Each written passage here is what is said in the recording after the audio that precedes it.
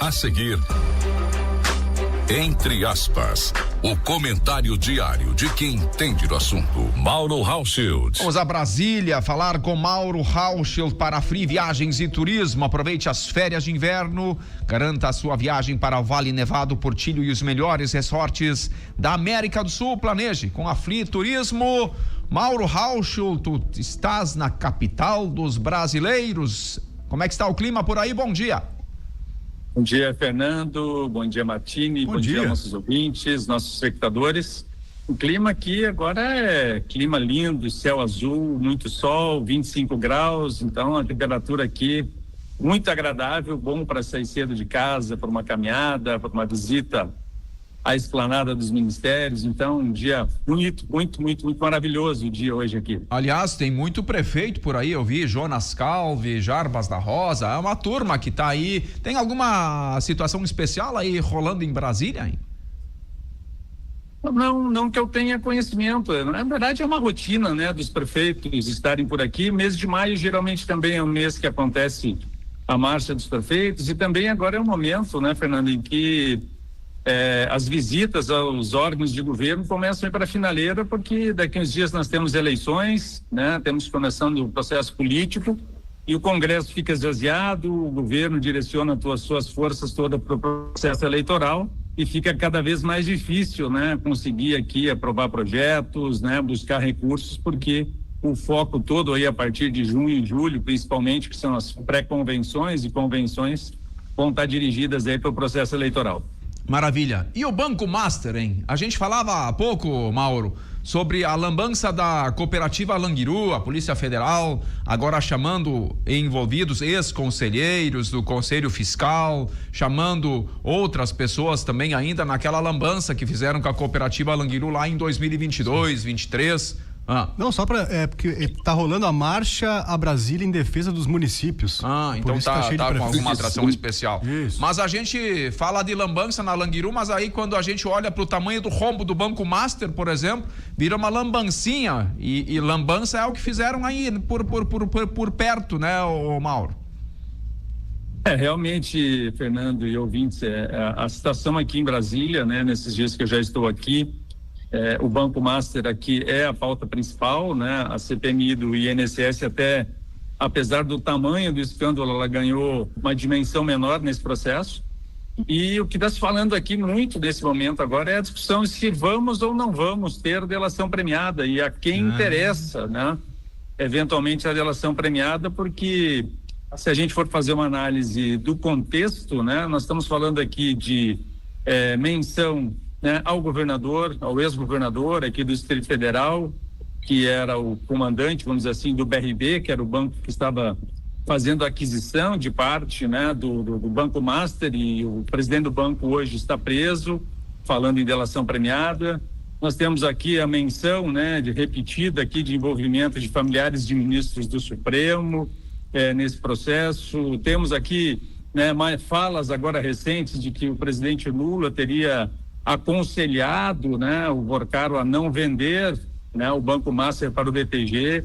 Temos aí a questão do envolvimento de servidores do Banco Central e da CVM nesse processo, e agora, mais recentemente, toda essa polêmica, né, envolvendo também o senador e candidato a presidente Flávio Bolsonaro, sem contar deputados, senadores, Ciro Nogueira, outros deputados envolvidos. Ou seja, a pergunta que fica aqui em Brasília é: a quem interessa e se efetivamente teremos uma delação premiada e se teremos a CPMI, né, ou a CPI do Banco Master, considerando tantos atores, tantos agentes públicos, agentes privados envolvidos nesse tema, que é realmente assustador aqui em Brasília. Tu acha que vamos ter ou não vamos? Uma guerra de narrativas, né? Pois é. Qual a tua opinião? Olha, eu acredito que, apesar de tudo, né, a tendência é que a gente deva ter a CPI, né, porque não há como, né, se justificar em meio ao processo eleitoral, né, tanto para deputados, senadores e até para presidente da República, que não se vá fazer uma CPI, porque como é que, né, principalmente os parlamentares que já têm mandatos, principalmente os governantes que buscam reeleição, explicar para o eleitor que diante deste escândalo financeiro que afetou tanto o setor privado quanto o setor público, né, que envolve tantos agentes de diferentes instâncias de poder e instituições. Sim. E que a gente não fez nada. Então, eu ainda acredito, né, que em função desta questão, né, da satisfação pública que os parlamentares e os políticos vão ter que dar para a população brasileira, a gente ainda deve ter a CPI, apesar das dificuldades, dos entraves, das preocupações, mas eu acho que essa é uma questão que se impõe e que nós, né, Martini e Fernando, né, à frente aí de espaços como esse que a gente tem aqui, temos que fazer um esforço, né, para que essa CPI aconteça. Ótimo. E que a gente apure todas as responsabilidades. E a delação premiada de Vorcar, o que tu acha? Eu acho que essa ainda é mais complicada. Eu acho que as duas coisas elas andam juntas. Mas né? Ele deveria falar, né? Deveria falar e para esclarecer, afinal, o que houve, né? Porque a delação, ela tem esse mérito de dar luz a coisas que a gente desconfia, mas e o cara não pode simplesmente ficar inventando coisas, porque ele também tem que sustentar. Até juridicamente nos dá uma explicação a como é que se sustenta uma delação premiada, ô doutor Mauro.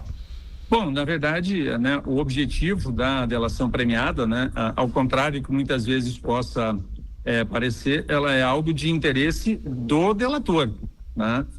Embora a Polícia Federal, o Ministério Público, né, por vezes tenha interesse na delação premiada, mas a delação, ela via de regra, ela é um instrumento, né, que o advogado, enfim, que a defesa do delator usa para que ele consiga diminuir pena ou consiga manter alguns benefícios, né, em troca da sua delação, em troca das informações que ele vai trazer para as investigações, enfim, para a apuração de todas as denúncias que existem. Então, a delação premiada é um instrumento à disposição do delator, né, que pode ser acolhido ou não, tanto pela Polícia Federal ou pelo Ministério Público, né, que se ambos, ou um deles ou se ambos entenderem importantes, mas ela só acontece de fato se, né, o delator, se o denunciante, né, ali tiver interesse em prestar as informações em troca de benefícios que ele possa ter pelas informações que vai trazer o processo. O risco de uma delação agora é você pegar aquelas frases, né, pinçadas, em um ano eleitoral, olha, essa frase aqui pode prejudicar o fulano, essa aqui pode prejudicar o ciclano, né? E depois essas frases ou essa delação não é sequer aceita pela justiça, mas já causa um dano, né? Então tem que ter essa preocupação também, né, Mauro? O momento, ele é muito complexo, né? Porque a gente está aí avaliando, né, os impactos aqui em Brasília da questão envolvendo o senador Flávio Bolsonaro, né, porque até agora não há indícios concretos de nenhum tipo de ilicitude, de nenhum tipo de crime, exceto o fato de ele ter inicialmente negado qualquer relação com o Vorcar e agora, né, as mensagens trazem aí trocas e conversas, enfim, que possam ter algum tipo de comprometimento. E exatamente esses contextos, às vezes, ou melhor, essas frases e situações fora de contexto que são ruins. Sim. Porque elas acabam, né, criando no imaginário da população situações de um lado ou de outro, né, trazem dúvidas e insegurança quanto, né, aos fatos, evidentemente, que ainda não foram apurados, colocando em risco, inclusive, a lisura, enfim, a transparência do processo eleitoral. Então, acho que isso tudo é um problema. Mas aqui em Brasília, Fernando, também é importante dizer que aqui se discute uma disputa de delação premiada, né? Se o Vorcaro fará a delação premiada ou se o presidente, o ex-presidente, melhor, do BRB, Paulo Henrique, faria a delação, né? Ele está preso também agora e aqui em Brasília se fala muito que ele estaria, sim, com predisposição de fazer uma delação, o que preocupa, sim, o cenário nacional, mas que preocupa principalmente aqui o processo eleitoral do Distrito Federal pela relação próxima, né, que o Paulo Henrique tinha com o ex-governador Ibanez, que já se afastou, né, para concorrer às próximas eleições. Muito bem, até porque delação premiada, a gente lembrava bem por aqui, o colega Rodrigo Martins no bastidor, lembra da Dilma, né? Aquela capa da revista Veja, ela sabia de tudo. E quer dizer, alguém falou que ela sabia, depois as provas não foram tão contumazes, contundentes, quer dizer, é muito fácil também jogar a M no ventilador e depois não sustentar, quer dizer, a delação tem também este ponto que a gente precisa levar em consideração.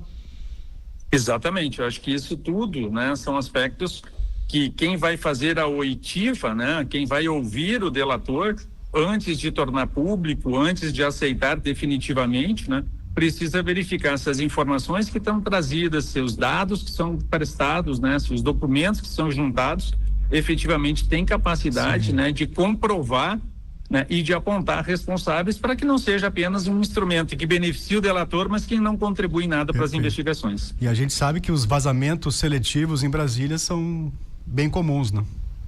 Exatamente, vivemos isso aí agora, né? O ministro André Mendonça, né, bastante incomodado aí com a questão do vazamento dos diálogos envolvendo o Flávio Bolsonaro, exatamente porque eles saem de contexto, né, trazem um momento político conturbado, né, e acabam comprometendo muitas vezes a própria investigação, porque desvia o foco daquilo que é central para algo que é secundário, ou seja, tirando o foco da investigação do crime, né, de tudo que aconteceu, para transformar isso num processo político eleitoral. Perfeito. Maravilha. Abraço, Mauro. Boa estada aí, bom trabalho por Brasília. Um abraço, obrigado. Valeu.